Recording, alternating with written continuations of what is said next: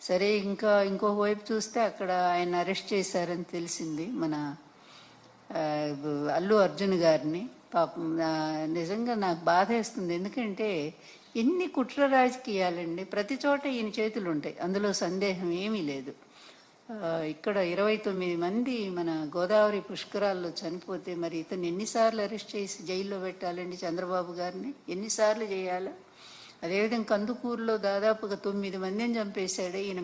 ఇరుకు సందులో మీటింగ్ పెట్టి, ఇరుకు సందు, అందులో పాపం తొక్కిసలాట జరిగినట్టు, తన కోసం జనం విపరీతంగా వచ్చినట్టు చేయటం కోసం, మీడియా కోసం అక్కడ అట్లాగే చేసి 9 మందిని చంపాడు. చీరల పంపిణీలో 3 ఆడవాళ్ళు ప్రాణాలు కోల్పోయారే. ఈయన ఎన్నిసార్లు జైల్లో పెట్టాలో చెప్పండి? అభిమానంతో వాళ్ళు విరగబడి ఆ రోజు అది అబ్బాయి అన్న కావాలని చేస్తారా?